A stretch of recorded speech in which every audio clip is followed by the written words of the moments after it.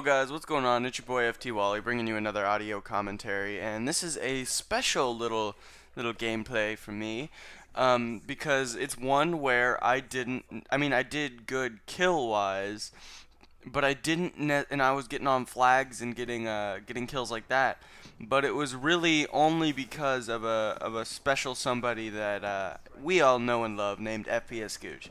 FPS Gooch did something that I find myself doing a lot, and it is what you noticed if you noticed in the SWAT gameplay. It's the reason why we won that game.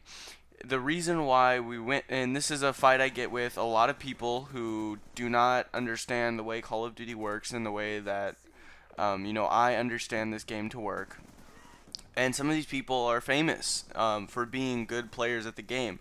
Woody, for example, is starting to understand this after a long time, that jumping on every single flag at every single opportunity isn't always the best option. Your life is important in Call of Duty, especially as you go to competitive game modes where there's a spawn timer. Your life is extremely important in games like that. And then, especially after score streaks have been added. Now, you can argue that in MW2, I jumped right into this topic. Wow, I'm gunning for it. You can argue that in MW2, because MLG didn't need that, didn't have kill streaks, that you didn't need a Slayer. But MW2 was one of the biggest Slayer games ever, and that was because the spawn times were so enormous.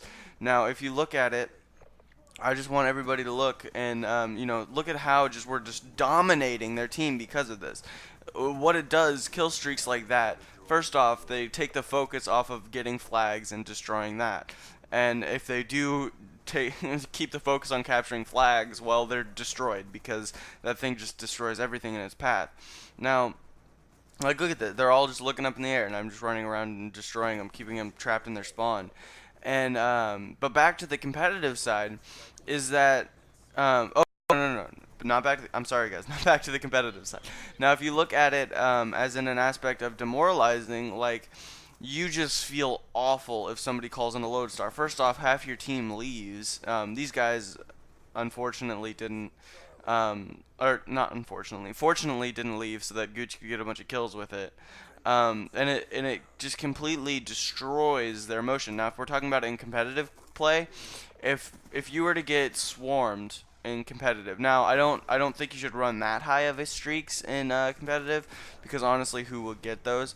But you get some lightning strikes; those can completely destroy the team and flip the spawns in competitive play.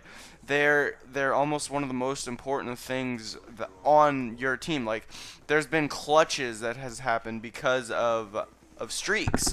There's been things that you would never see in another Call of Duty happen because of streaks.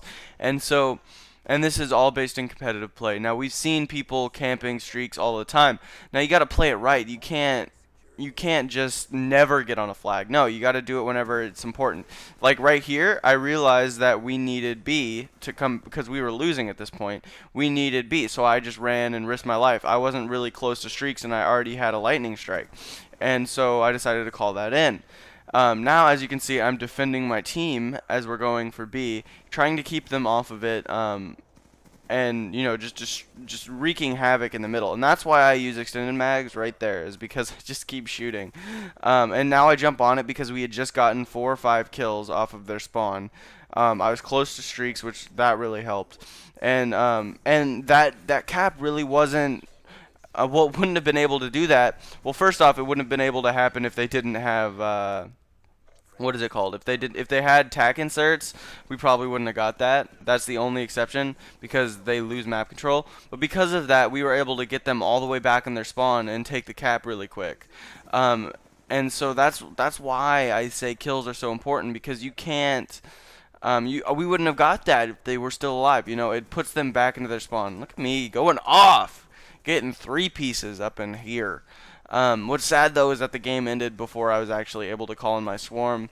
And you could tell we were losing pretty badly, because we had a 2 cap and a 3 cap for most of this third map. And we wouldn't have had that 3 cap if it wasn't for the streaks, And just how important a good Slayer to your team is. Almost just as important as a OBJ player. This has been your boy FT Wally. Thanks for watching. This game is coming to a wrap, so we got some cool things for you later today. I'm gonna try to get a second video up as well. Peace, guys. Love you. You guys are awesome. Please comment, like, rate, and subscribe. Peace.